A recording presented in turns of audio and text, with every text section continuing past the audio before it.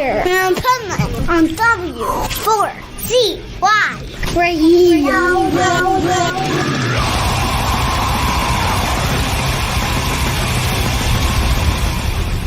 Wake up, America!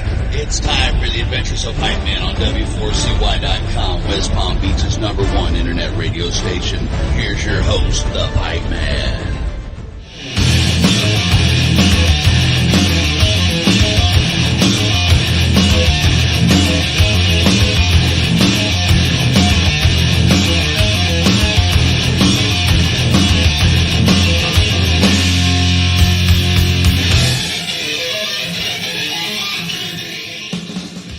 This is the Pipeman here on the Adventures Pipeman W4CY Radio, and I'm very excited. Our next guest is a legend from a legendary, one of my favorite ever bands. So let's welcome to the show, Chuck Billy of Testament. How are you? Good. I'm doing great. How are you? Oh, I'm doing amazing. My preparation for this interview was to reminisce about the times I would hitchhike or take a Greyhound from LA up to the Bay Area to go to your shows. I love it. Greyhound. As soon as everybody left LA, like when Slayer, Metallica left LA, I mean, they left us with the stuff we didn't want to see. So we had to make it up to the Bay Area. Well, the Bay Area came to LA once the metal storms begun in 82, 83, you know? Yeah, exactly. 100%. And then you're going on tour and you're touring with Possessed, which KREATOR. With KREATOR and Possessed. Yeah. And Possessed. And I was bringing up Possessed because I used to go up to the Bay Area to see them too, but I was at that first ever crossover show at the Sun Valley Sportsman's Lodge, which was like an Elks Lodge or some shit like that. No security, nothing. And it was like Possessed, Dark Angel, Savage Grace on the metal side, and then Suicidal, COC, and I think the Descendants on the punk side. Wow. What a show. Oh, I'm telling you. It was, if you could imagine, it probably was the only LA show that could match the intensity of the Pit and everything else going on of the Bay Area, because there was no security, and it was first time ever punks and metalheads could go to a show without getting into fights, and it was brutal. It was, and probably nobody got hurt. Nobody got hurt. Nobody got hurt. I love how you bring that up, because people have this misconception of going to a metal show or even going in the Pit. It's funny, my co-host on my show, who is more of what I call a not metalhead, like she's into the metal that to me wasn't really necessarily metal. Doesn't make it bad, but it wasn't my definition of metal. And I brought her to this club one time. We were covering a show, and the Pit opened up, and she about lost it. And I'm like, just chill out. Just stand right here. You'll be fine. You know, it's not what you think. And then that's how you turn people into lovers of metal. They have to experience it. Right. Probably witnessed, wow, people are getting knocked down, but wow, they're picking them back up. Everybody's helping each other out, you know? One big family. And I think I also think that it's one of the greatest therapies, because I've talked to this about people before. Like, me going into the Pit was me avoiding punching somebody in the outside world. Right. You get all your aggressions out in the Pit, and then you feel good, and you don't get into trouble outside the Pit. Yeah, and I'm sure it was all like something new to everybody too, really, back then, Yeah. Because, of course, punk rock was probably a lot more stage diving and more dancing instead of like thrashing each other a little bit, Exactly, 100%. So I'm super stoked that you remastered these two amazing albums, okay? And what I love, what I was reading, is that you had the ability nowadays, because of technology to make it sound the way you really would have wanted it to sound back then, that you didn't really have the tools to do it. So you were able to take out effects and stuff like that and make it the real Testament sound. Well, to a degree, because we couldn't find the original 2-inch master tapes, because we really wanted to remix and really make it modern sounding, you know, because now we have drum samples and all that stuff. It would have sounded much bigger, but those tapes are gone. Nobody knows where they're at. Atlantic doesn't have them on the shelf. So I have, because Johnny Z gave me years ago, the 1/2-inch unmastered tapes of those. So they're already mixes, but they're unmastered. So at least we're like, wow, at least we can go in and remaster these. And especially with, you know, technology today, it's going to sound way better than back then, because, you know, back then we really didn't know better, because that was our first experience making records. We were just excited to have a record in our hand going, we got a record, we got a record. Didn't matter what it sounded like. It was great to us, you know. And to us, the listeners, it was the same thing. It's like, cool. You didn't even really care if it sounded good. Yeah. And, you know, and today's stereos are much better and bigger sounding. And it's when we went into Nashville to remaster it, it was like, wow, we'd like AB, the old one to the new one. We're like, holy smokes, man. Wow, it's so much louder, so thicker. But also on the process of doing that, those effects and things we put, like, for example, First Strike Still Deadly had a little a flanging flare snare roll at the beginning. But with the new technology, opening up the EQ and making it bigger, it kind of sucked it all that out of it. So it's really more drier and in your face. A lot of those effects kind of dried up, but for the better, because we're like, wow, it just sounds so strong now. Yeah, totally. And this tour is badass, 100%. Like, I mean, it's probably, in my opinion, as an old school thrash metalhead, probably one of the best tours this year for sure. It's going to be. You know, we went to South America with KREATOR last year, and we had, let's get together and go to the U.S. And then after the U.S., towards the end of the year, we're going back with KREATOR and Anthrax in Europe. So we're going to be spending some time with KREATOR. To pick the opening act for our tour, though, we're like tossing around a lot of bands and, you know, some European bands that, you know, came from our era. And I just thought that Possessed doesn't tour enough and hasn't done enough over the years, that let's bring them out there, you know, let's get them out there amongst everybody. You know, they're so excited. I called Jeff up and he thought it was a prank call. When I first called him, he's like, I go, it's Chuck Billy, you know. He's like, no, it's not. And I go, why? Chuck's not calling. I go, seriously, it's me, man. You guys, really? So what's up? So I said, you know, we have this tour with KREATOR and we'd like to have you guys as the opening act. He's like, come on, you're pulling a prank on me, right? And I'm like, no, I'm serious. And he was like, I said, after you hang up, call your agent. He knows about it. You'll know it's real. Then call me back. And he did. And he called me back. He's all, dude, sorry about that. I thought it was a joke, but thank you so much for asking us. We're so excited to do it. And now everybody's excited. And we played the Milwaukee Metal Fest with them. They're over in South America doing well. So it's just going to be a great tour. Bring back some old memories with the guys getting out there representing the Bay Area. So yeah, yes, we're looking forward to it. Totally. And I love that you brought up Milwaukee Metal Fest, because I saw that you said something where you asked the crowd who'd seen us in the late 80s, and you only got a few hands. And I love that. I love that too, because it's like, wow, the newer generations actually are listening to this music and loving it just like I did when I was a teenager. Yeah, and how lucky are we getting to play 37-year-old song? Well, they're older than that, but that record came out 37 years ago. So for the younger, newer metalheads, there was a lot of young metalheads out there. They're pumped up to hear that old stuff. And it was cool that we're a little better now than we were probably back then. So we performed the songs, a little heavier, different. We tuned down, so the songs are a little more aggressive now. So it was fun to see that, and then talking to you new young fans, they're like, I know your history, I've seen the records, but to see it live is totally different than listening to those old records. Yeah, and that was the cool part about it.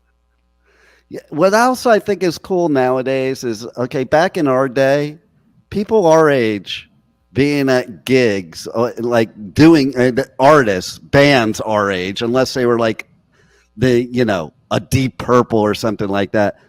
I couldn't see us teenagers going to that show. It would be like, all the shows we went to, everybody was basically our age, maybe a couple years older. And then you go to shows now, and it's like you see these young kids so into the, older bands. And I think it's cool. It's pun intended, a testament to the musicianship and the music that you make.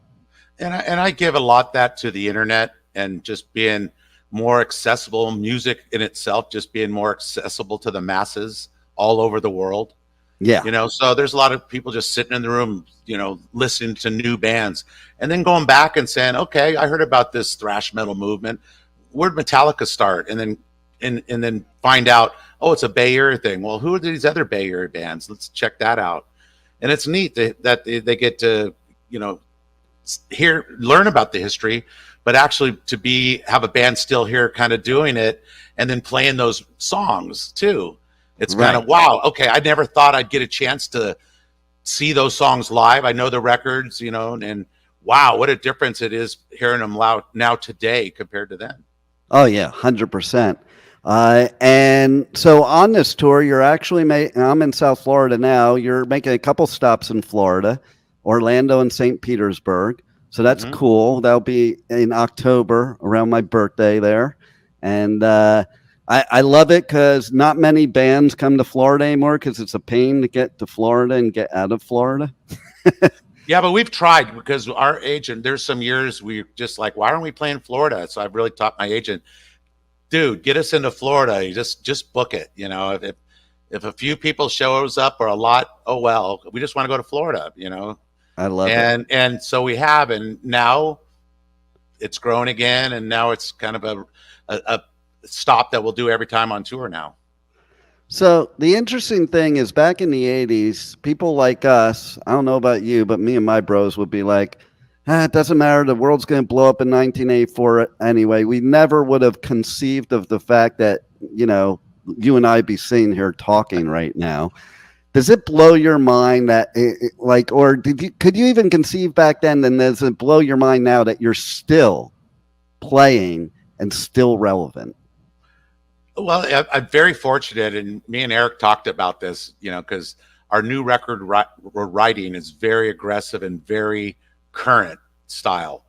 And I look at Eric and he goes, dude, did you ever think at 62 you're going to be writing songs like this, right? And singing like that? And I'm like, no, actually, no, and when I was young, starting, my career as a musician, I always had this premonition that, I'll be fortunate to make it to 38, which sounded old to me. At 38, man, you better get ready to retire. Right. And, and then I got 38 and I got cancer. So I thought, oh shit, here it comes. My premonition's going to come to fruition now. And I beat that, but that was like the moment for me, like, okay, this is it. And from that point, beating it on forward, I just look at, I'm very lucky, very fortunate to be doing this and to making music the way we've been making it over the last 20 years. The records have been getting better and better.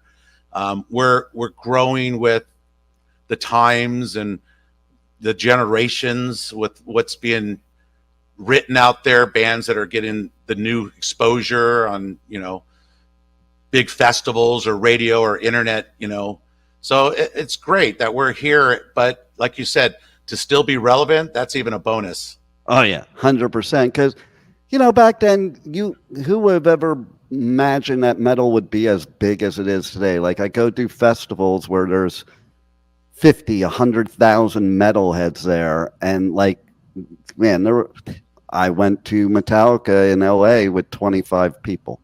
Wow. It just isn't even conceivable, that you would we didn't want the masses to know about metal. This was our baby. But I'm so happy that, us gatekeepers didn't succeed with that. But we still got to spread that word. I wish like the Grammys or these award shows would recognize and understand and not just have the perception because they've never listened to it or experienced it to think, oh, that doesn't deserve the acclaim of like these other artists do. Even their radio bands, and maybe we aren't radio bands, but like you said, there's still the masses selling these big festivals, and there's a lot of young rebellious youths that still, like when we were rebellious. That's what the music we wanted to, support, being different, being something that's against the grain. That was cool, back then. And I don't think it's changed today, but people like the Grammys still won't recognize. It's weird. And doesn't give you the attention. They don't even give you the airtime on TV. It's just, you got to read about it, who won and was nominated. So it's still a little sad, and we're still climbing out of the grave, but I think one day it's going to get there. Thank God Metallica, it's only representation pretty much of that old thrash style. There's a lot of great rock metal bands, but not like that thrash style. Yeah, exactly. And it's funny, I was just doing an interview recently with an old school musician who basically, he said that bands like you guys, like you and Metallica and stuff, are really what started metal. Even though the thrash metal movement had their influences from like the UK metal invasion, but he saw it as that was really the start of metal, that everything before that was hard rock. And, agree or not agree, it did take it to a whole nother level where you have bands today that maybe wouldn't exist without a band like Testament. Yeah, and I think it started where, a lot of bands like 80s, 70s, early 80s, bands like us and our style of music could only get signed to independent labels. Mm-hmm. There wasn't a lot of major labels taking the chance. Bands like Metallica and Anthrax, and then even Slayer, they got that chance. Somebody in a major label seeing something, thought it'd give it a chance. And then, I think once, like for us, we were lucky we got signed with Atlantic. Even though we were still a thrash band, it was this big machine that was trying to get us to like make radio songs and stuff. We're like, we don't know what that is. We don't know how to do that, so let's just keep writing what we do. And here's what we got. Do your best with it. And that opened a lot of doors. And then next thing you know, a lot of these indie labels had great bands. And next thing you know, they have major distribution with major labels. And it's just grown from there, Yeah, exactly. Well, like you talked about Johnny, and then you got Brian. Like between those two, I mean, what they accomplished. I remember Brian was a store clerk at Oz Records in the Valley. And me and my friends used to go there, and he was brilliant. I told him a few years ago, like it was so brilliant. I don't even think he realized what he was doing.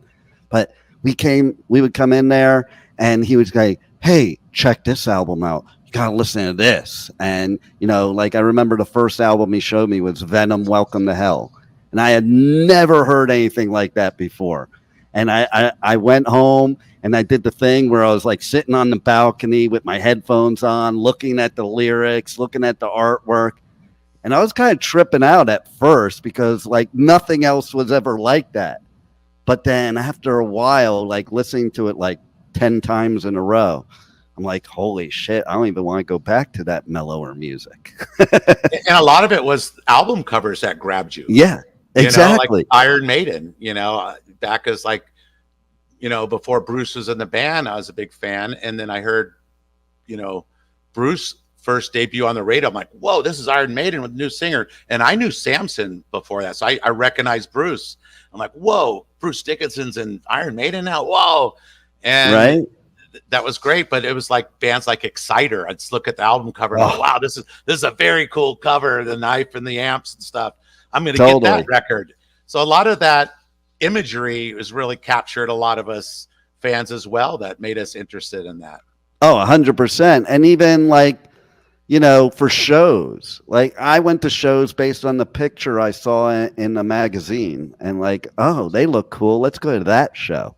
I don't know how many times at my parents' house, we had a bunk bed, and we sold our soul for rock and roll vinyl opened up where it had the picture, and it was just so heavy. And I was like, wow, this dimmed the lights down. And it was so scary and heavy, but cool. Right. Exactly. 100%. So let's tell everybody how they can connect you on socials, connect on the web, get the remasters, and check out all your tour dates, merch, and all that good stuff. Yeah, you get the albums on Nuclear Blast Records, but you can also go to testamentlegions.com. That'll have all our dates, all the music. We're doing meet and greets on the tour, so if you want to come hang with the band, we got some cool guitars that we're going to be selling on tour, so fans can come hang out with the band, come backstage, do their thing. Just a lot of cool stuff's going on and going to get started this year. We're pumped up, and we're really looking forward to putting out this next record. Like I said, we have a new drummer, Chris Dovis. He's 25 years old, so he's breathing a lot of new young life into the band, and he's pushing us hard. And so the music's really, really, really up to date. I'll just say that. I love it.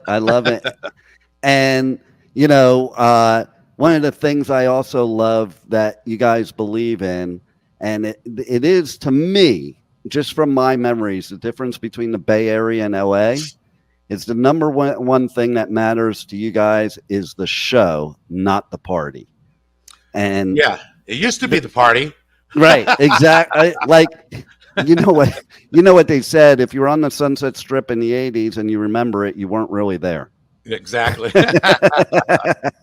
Yeah. So I love it. So people can't miss your live show because it is massively incredible. And because you're there for the show, and there's nothing like seeing a live Testament show. So everybody, you have to check out the tour dates. Go, even if it's not in your area, take a drive, whatever you got to do, get to the show. Because between you guys and KREATOR and Possessed and Anthrax, wherever it's going to be, I mean, that's like a lineup that is a dream lineup to somebody like me. Yeah, it's going to be great. It's like I said, KREATOR's great guy. He's great band. It's going to be an awesome tour. We both are working together to put on a killer show as far as the way it looks production wise. We got some cool stuff going on. It's going to be fun. And I hope to see a lot of, new young metalheads out there to come experience it, because on this next tour for the rest of this year, we're playing the Legacy New Order, a set combined only of those two records. Wow. So it's going to be able to experience that early thrash movement today. I love it.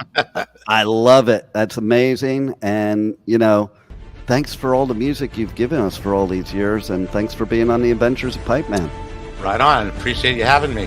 Thank you for listening to the Adventures of Pipeman on W4CY Radio.